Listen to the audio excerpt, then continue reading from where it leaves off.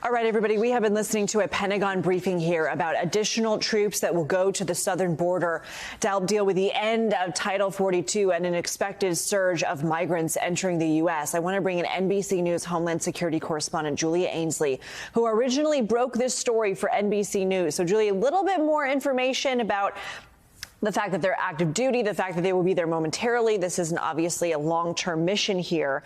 But we did hear Secretary Mayorkas just tell Chuck Todd on Meet the Press Sunday, we need resources. Is this the answer to that?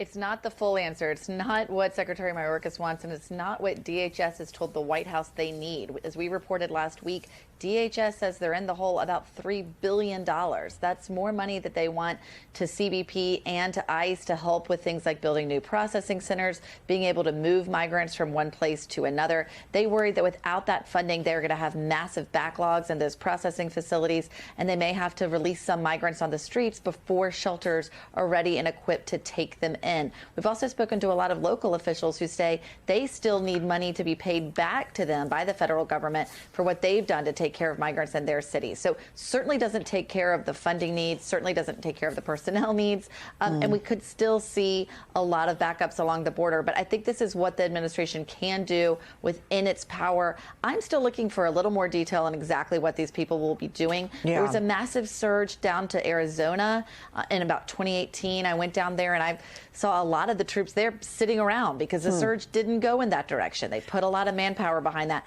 That was more Trump trying to show strength. I don't think that's what's happening in this case, but we still need to know more about exactly how these men and women will be supporting CBP if they can't even interact with migrants. Well, and I mean, it's interesting you say that because both DOD and DHS have released statements about this, Julia, and they've said that these people are not going to be filling a law enforcement role. They will be doing detection and monitoring, data entry, warehouse support. So I was wondering what that means. It's unclear to you as well.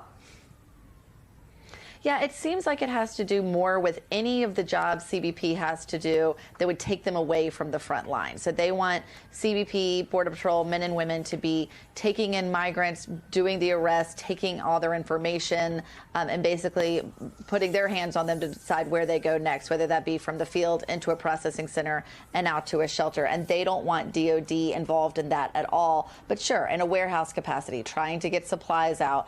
They could be involved in data entry, trying to figure out where more migrants are coming versus others. It's basically to try to free up CBP to get as many of those people out to the front lines as possible. And I should mention, CBP does more than just make arrests. They also will respond to a lot of first aid calls. I've been in the field with them when, someone might have fallen from one of those 20, 30-foot walls put in place by the Trump administration. CBP responds to that, too. And so they do need more men and women freed up to do this mission. Yeah, I mean, that is a life-threatening journey that they are undertaking in grueling conditions. All right, Julie Ainsley, thank you for joining us on that breaking news.